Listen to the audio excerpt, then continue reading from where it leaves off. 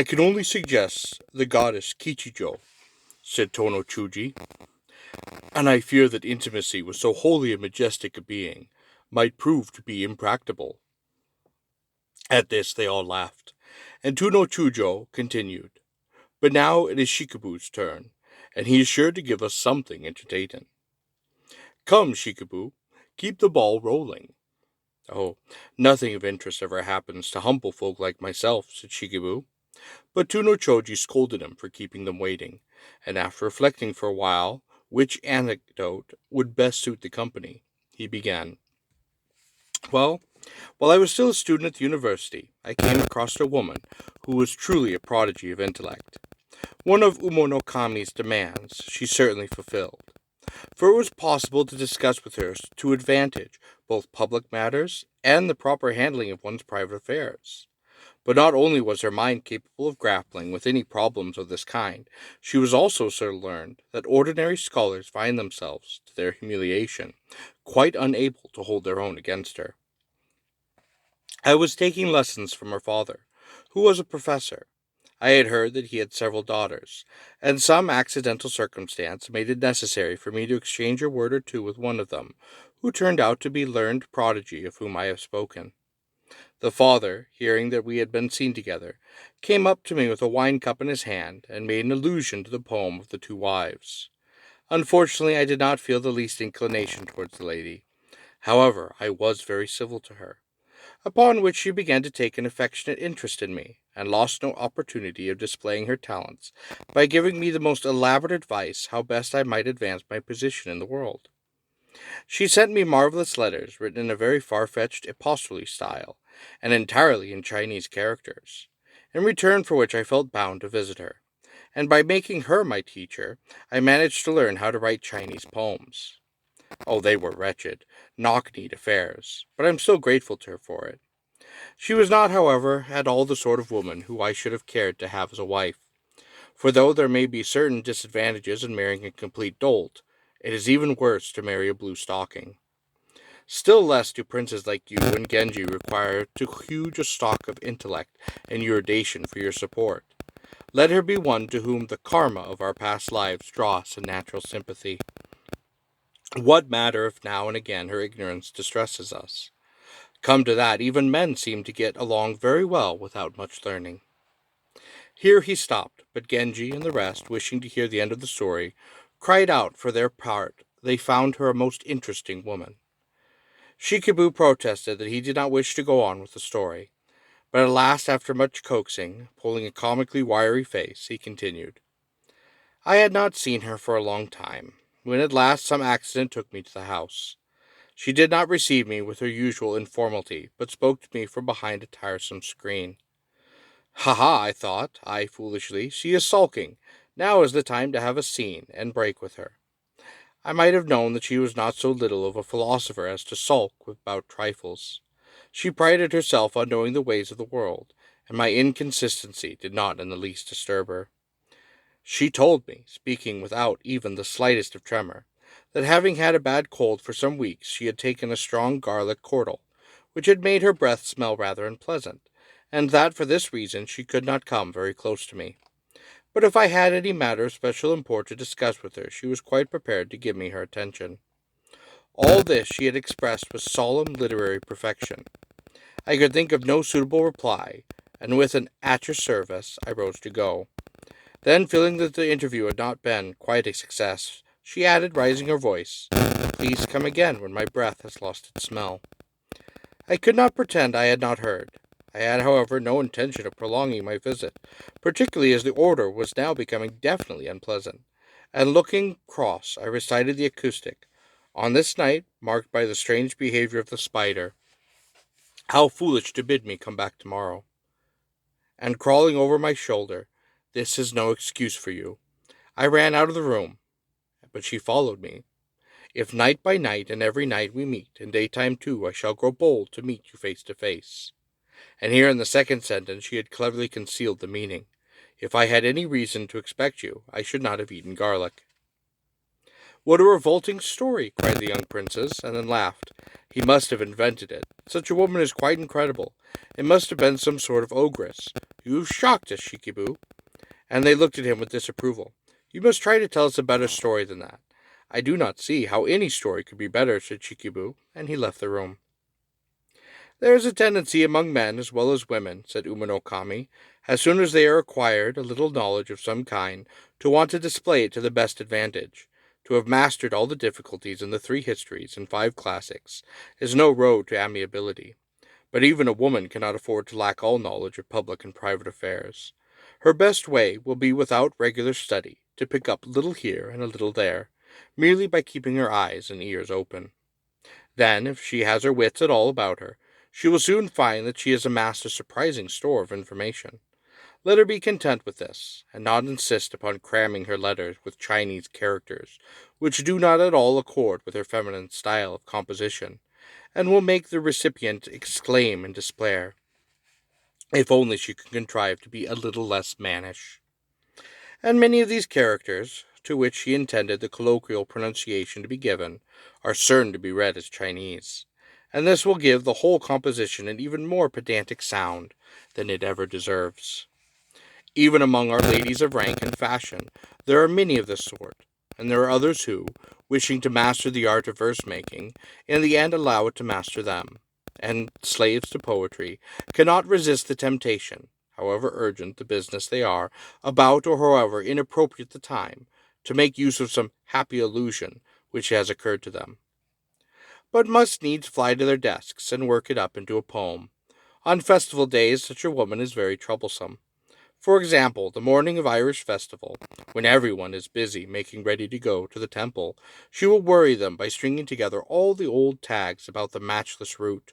Or on the 9th day of the 9th month, when everyone is busy thinking how some difficult Chinese poem to fit the rhymes which have been prescribed, she begins making metaphors about the dew on the chrysanthemums, thus diverting our attention from the far more important business which is in hand. At another time we might have found these compositions quite delightful, but by thrusting them upon our notice at inconvenient moments, when we cannot give them proper attention, she makes them seem worse than they really are. For in all matters we shall best commend ourselves if we study men's faces to read them, the why so, or the as you will, and do not, regardless of times and circumstances, demand an interest and sympathy that they have no leisure to give.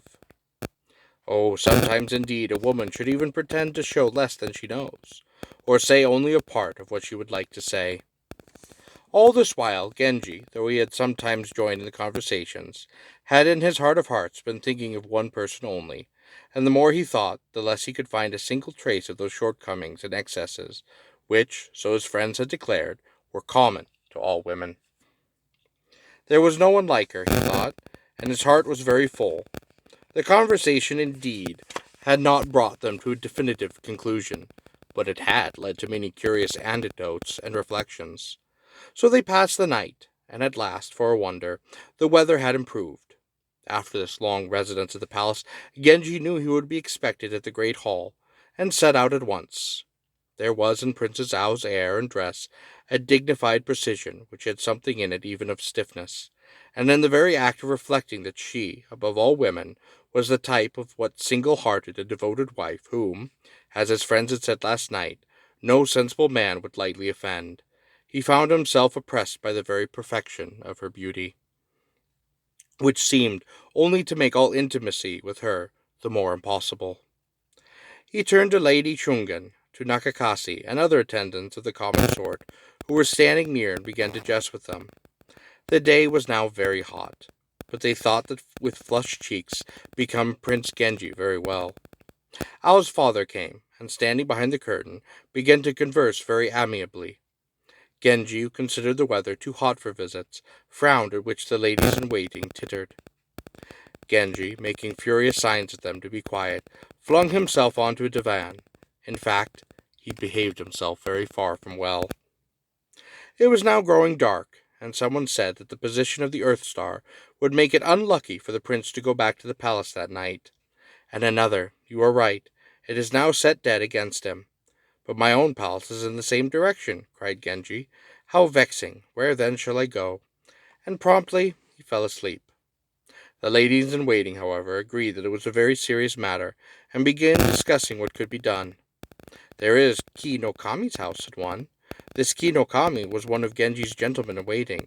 It is in the middle river," she went on, "and delightfully cool and shady, for they have lately dammed the river and made it flow right through the garden."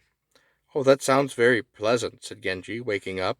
"Besides, they are the sort of people who would not mind one's driving right in at the front gate, if one had a mind to." He had many friends whose houses lay out of the unlucky direction, but he feared that if he went to one of them, Al would think that, after absenting himself so long, he was now merely using the Earth Star as an excuse for returning to some conjugal company. He therefore broached the matter to Kinokami, who accepted the proposal, but stepping aside, whispered to his companions that his father Inokami, who was absent on service, had asked him to look after his young wife. "I am afraid we have not sufficient room in the house to entertain him as I could wish." And Genji, overhearing this, strove to reassure him, saying, "It will be a pleasure to me to be near the lady. A visit is much more agreeable when there is a hostess to welcome us. Find me some corner behind her partition. Even then I fear you may not find." But breaking off, Kinokami sent a runner to his house, with orders to make ready an apartment for the prince. Treating a visit to so humble a house was a matter of no importance. He started at once, without even informing the minister, and taking with him only a few trusted body servants. Kinokami protested against the precipitation, but in vain. The servants dusted and aired the eastern side chamber of the central hall, and made temporary quarters for the prince. They were at pains to improve the view from his windows, for example, by altering the course of certain rivulets. They set up a rustic wattle hedge, and filled the borders with the choicest plants. The low humming of insects floated on the cool breeze, and numberless fireflies wove inexorable mazes in the air. The whole party settled down near where the moat flowed under the covered bridge, and they began to drink wine. Kinokami went off in a great bustle, saying that he must find them something to eat, and Genji, quietly surveying the scene, decided this was one of those middle-class families which in last night's conversation had been so highly commended. He remembered that he had heard the lady who was staying in the house well spoken of, and was curious to see her. He listened and thought that there seemed to be people in the western ring. There was a soft rustling of skirts, and from time to time the sound of young and by no means disagreeable voices. They did not seem to be much in earnest in the efforts to make their whispering and laughter unheard, for soon one of them opened the sliding window. Kinokami, crying, "What are you thinking of?" crossly closed it again. The light of a candle in the room filtered through a crack in the paper window, and Genji edged slightly closer to the window in the hope of being able to see through the crack, but found that he could see nothing. He listened for a while, and came to the conclusion that they were sitting in the main women's apartment, out of which the little front room opened. They were speaking very low, but he could catch enough of it to make out that they were talking about him. What a shame that a fine young prince should be taken so young, and settle down for ever with a lady that was none of his choosing. "Oh, I understand that marriage does not weigh very heavily upon him," said another. This probably meant nothing in particular, but Genji, who imagined they were talking about what was uppermost in his own mind, was appalled at the idea that his relations with Lady Fujisobo were about to be discussed. How could they have found out? But the subsequent conversations of the ladies soon showed that they knew nothing of the matter at all, and Genji slowly stopped listening. Presently he heard them trying to repeat the poem which he had sent with a nosegay of morning glory to Princess Asoga, daughter of a Prince Momozono. But they got the lines rather mixed up, and Genji began to wonder whether the lady's appearance would turn out to be on a level with her knowledge of Persodi. At this moment Kinokami came in with a lamp, which he hung upon the wall. Having carefully trimmed it, he offered Genji a tray of fruit. This was all rather dull, and Genji, by a quotation from an old folk song, hinted that he would like to meet Kinokami's other guests.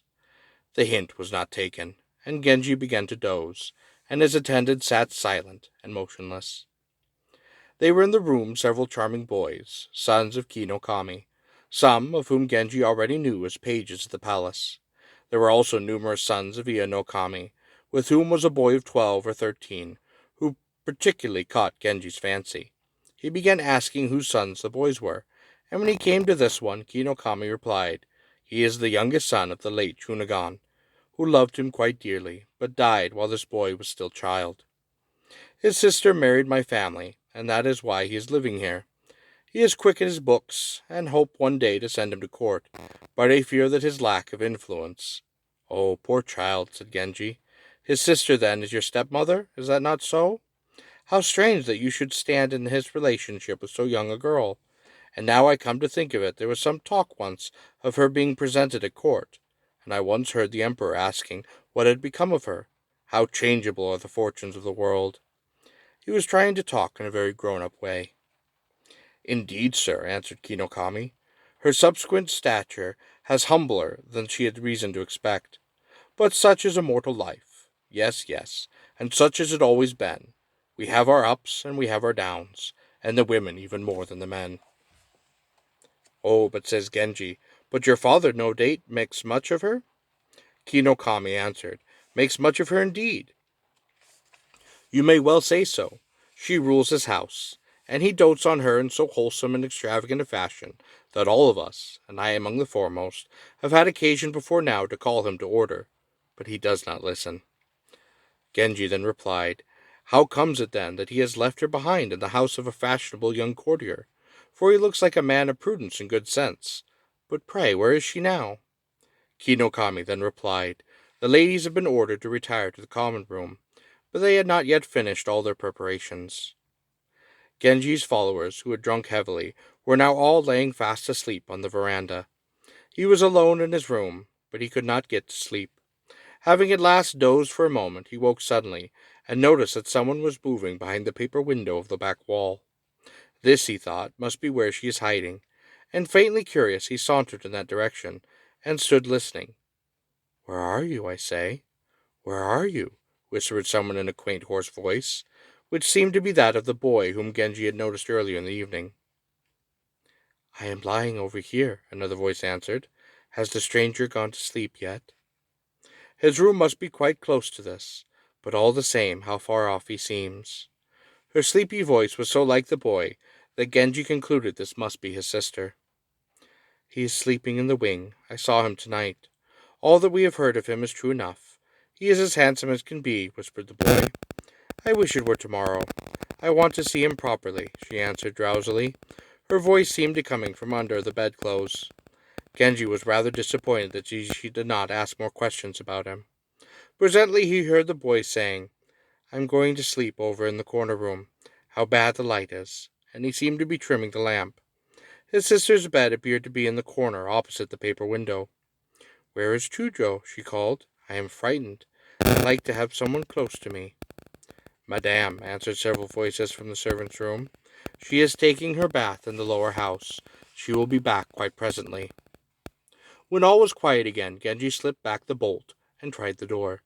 It was not fastened on the other side, and he found himself in an anteroom with a screen at the end, beyond which a light glimmered.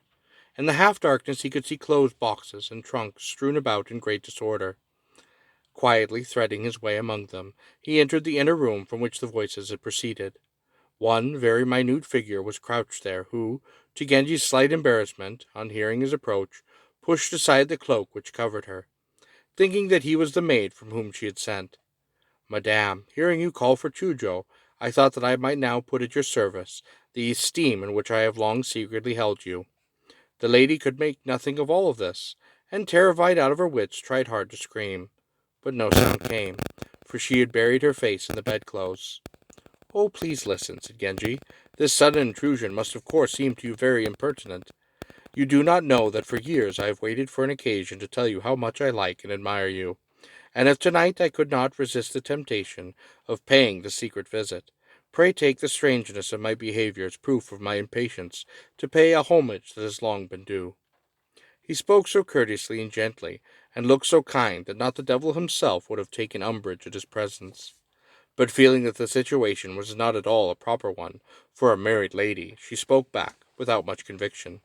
"I think you have made a mistake." She spoke very low. Her bewildered air made her all the more attractive, and Genji, enchanted by her appearance, hastened to answer, "Indeed, I have made no mistake. Rather, with no guide, but a long felt deference and esteem, I have found my way unerringly to your side. But I see with the suddenness of my visit has made you distrust my purpose.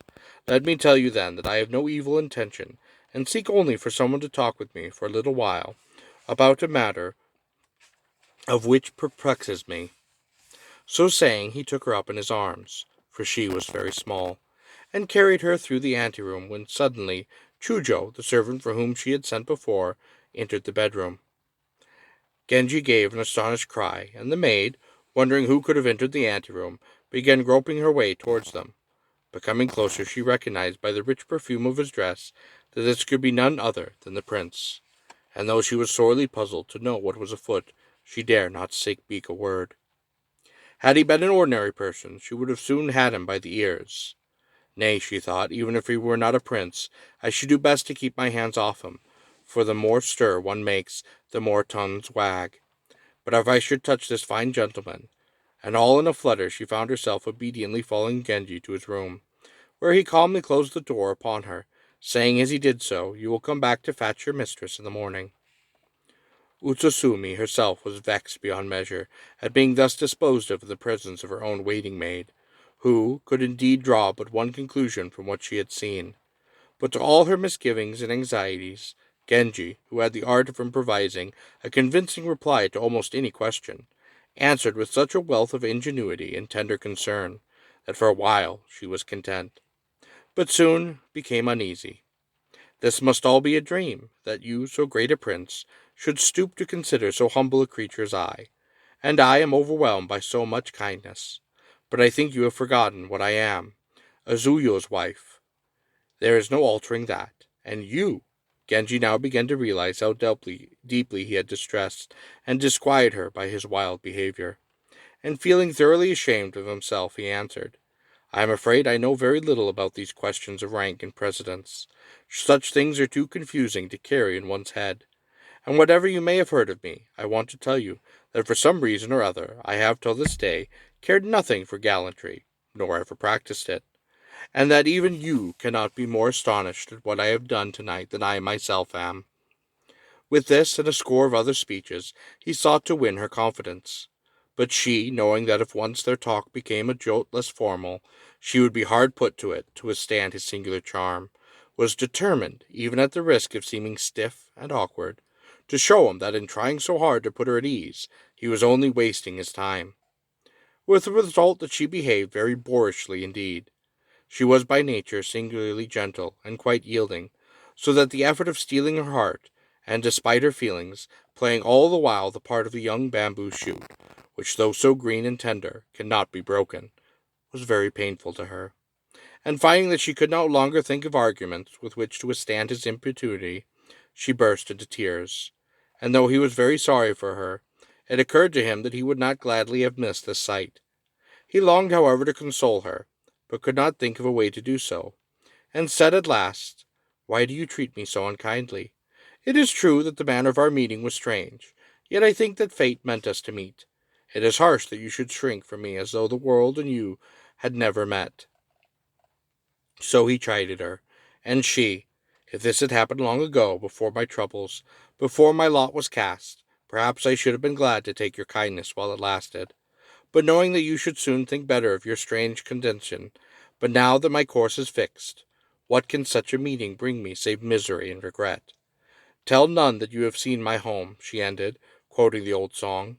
Small wonder that she is sad, thought Genji, and he found many a tender way to comfort her. And now the cock began to crow, and out in the courtyard Genji's men were staggering to their feet, one crying out drowsily, "How I should like to go to sleep again!" and another, "Make haste there, bring out his honor's coach." And Kinokami came out into the yard. "What is with all this hurry?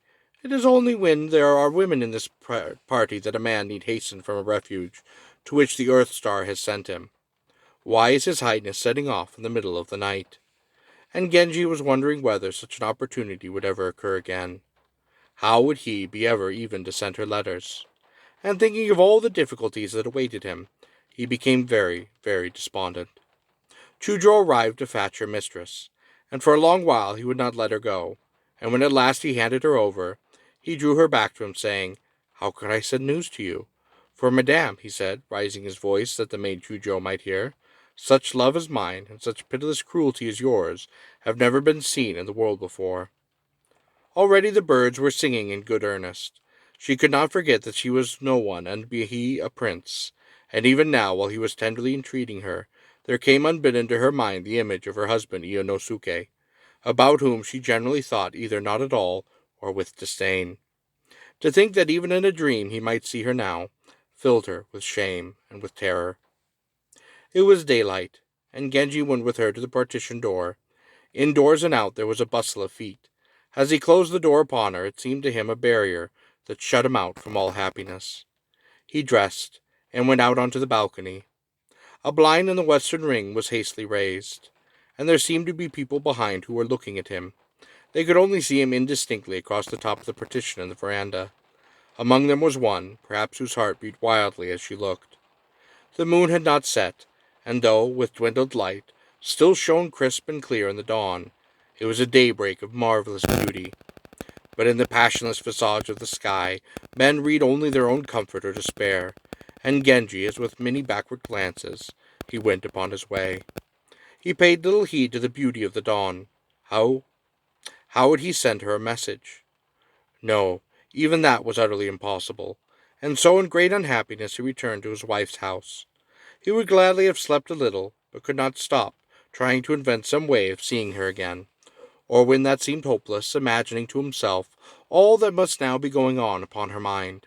She was no great beauty, Genji reflected, and yet one could not say that there was ugly.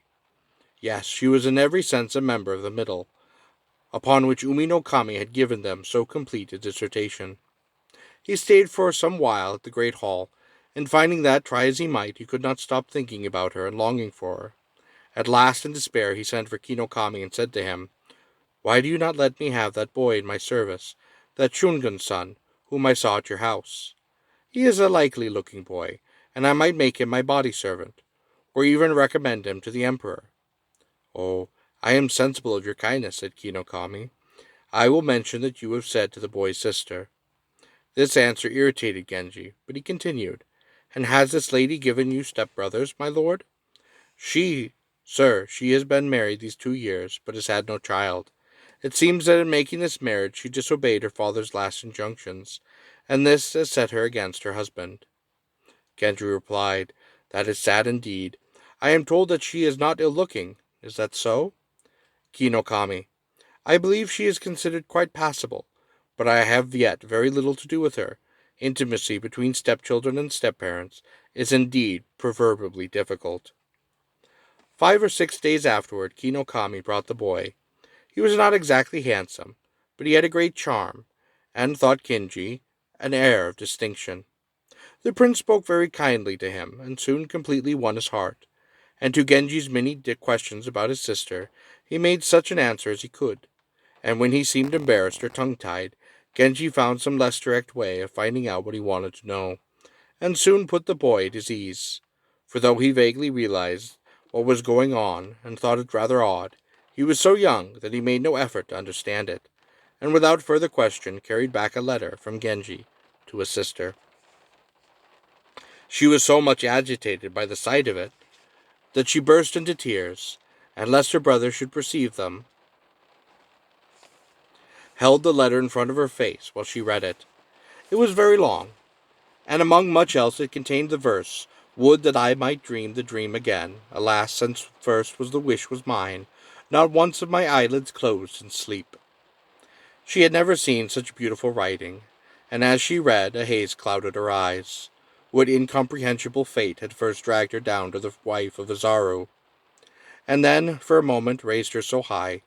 Still pondering, she went to her room.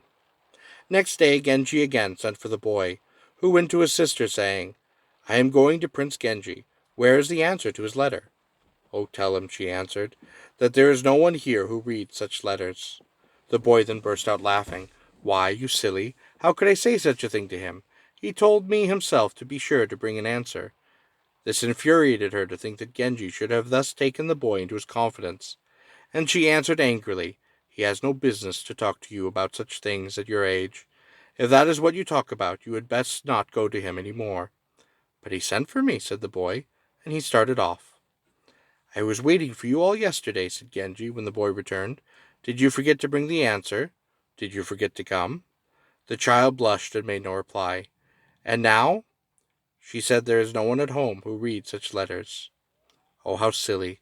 What can be the use of saying such things?" And he wrote another letter, and gave it to the boy, saying, "I expect you do not know that I used to meet your sister before her marriage. She treats me in this scornful fashion because she looks upon me as a poor-spirited, defenseless creature, whereas she is now a mighty deputy governor to look after her. But I hope that you will promise to be my child, not his, for he is very old, and will not be able to take care of you for long." The boy was quite content with this explanation, and admired Genji more than ever. The prince kept him always at his side, even taking him to the palace, and he ordered his chamberlain to see to it that he was provided with a little court suit. Indeed, he treated him just as though he were his own child. Genji continued to send letters, but she, thinking that the boy, young as he was, might easily allow a message to fall into the wrong hands, and that when she would lose the fair name to no purpose, feeling, too, that however much he desired it, between persons so far removed in rank there could be no lasting a union, she answered his letters only in the most formal of terms. Dark though it had been during most of the time they were together, she had yet a clearer recollection of his appearance, and could not deny to herself that she thought him uncommonly handsome. But she very much doubted if he on his side really knew what she was like. Indeed, she felt sure that the next time they meet he would think her very plain, and all would be over. Genji, meanwhile, thought about her continually. He was forever calling back to memory each incident of that one meeting, and every recollection filled him with longing and despair. He remembered how sad she had looked when she spoke to him of herself, and he longed to make her happier. He thought of visiting her in secret, but the risk of discovery was far too great, and the consequences likely to be more fatal to her even than to himself. He had been many days at the palace, when at last the Earth Star again barred the road to his home. He set out at once, but on the way pretended that he had just remembered the unfavorable posture of the stars. There was nothing to do but seek shelter again in the house on the middle river, and Ki no Kami was surprised but by no means ill-pleased, for he attributed Genji's visit to the amenity of the little pools and fountains which he had constructed in his garden. Genji had told the boy in the morning that he intended to visit the middle river, and since he had now become the prince's constant companion, he was sent for at once to wait upon him in his rooms. He had already given a message to his sister, in which Genji told her of his plan, and she could not but feel flattered at the knowledge that it was on her account he had contrived his ingenious excuse for coming to the house. Yet she had, as we have seen, for some reason to get into her head that at a leisurely meeting she would not please him as she had done at the first, the fleeting and dreamlike encounter, and she dreaded adding to new sorrow to the burden of her thwarted and unhappy existence. Too proud to let him think that she had posted herself in waiting for him, she spoke to her servants, while the boy was busy in Genji's room. "I do not care to be at such close quarters with our guest. Besides, I am quite stiff, and would like to be massaged. I must go where there is more room." And so saying, she made them carry her things to the maid Chujo's bedroom in the cross-wing. Genji had purposely sent his attendants early to bed, and now that all was quiet, he hastened to send her message. But the boy could not find her. At last, when he had looked in every corner of the house, he tried the cross-wing, and succeeded in tracking her down to Chujo's room. It was too bad of her to hide like this, and half in tears he gasped out, "How could you be so horrid? What will he think of you?" "Oh, you have no business to run after me like that," she answered angrily. "It is very wicked for children to carry such messages." Then she added, "You may tell him I am not well, that my ladies are with me, and I am going to be massaged." So she dismissed him, but in her heart of hearts she was thinking that if such an adventure had happened to her while she was still a person of consequence, before her father had died and left her to shift for herself in this world, she would have known how to enjoy it. But now she must force herself to look askance at all his kindness. How tiresome he must think her, and she fretted so much at not being free to fall in love with him, that in the end she was more in love than ever. But then she remembered suddenly that her lot had long ago been cast. She was now a wife. There was no sense in thinking of such things, and she made up her mind once and all to never again to let foolish ideas into her head. But Genji lay on his bed, anxiously waiting to see with what success so young a messenger could execute his delicate mission. Then at last the answer came. Astonished at this sudden exhibition of coldness, he exclaimed in deep mortification, "This is a disgrace, a hideous disgrace." And he looked very rueful indeed. For a while he said no more, but lay sighing deeply, and in great distress. At last he recited the poem, "I knew not the nature of this strange tree that stands on Sano plain, and when I sought the comfort of its shade, I did but lose my way." And then he sent it to her. She was still awake, and answered with the poem, "Too like am I in these my outcast years to the dim tree that dwindles from travelers' approaching gaze." The boy was terribly sorry for Genji, and he did not feel sleepy at all, but he was afraid people would think his continual excursions very strange. By this time, however, everyone else in the house was found asleep. Genji alone lay plunged in the blackest of melancholy. But even while he was raging at the inhuman stubbornness of her new-found and incomprehensible resolve, he found that he could not but admire her the more for this inevitable tenacity. At last he grew tired of lying awake, for there was no more to be done. A moment later he had changed his mind again, and suddenly whispered to the boy, "Take me to where she is hiding." "But it is very difficult," the boy said. "She is locked in, and there are so many people there. I am afraid to go with you." "So be it," said Genji, "but you at least must not abandon me." And he laid the boy beside him on his bed. He was well content to find himself lying by his handsome young prince's side, and Genji, we must record, found the boy no bad substitute for his ungracious sister.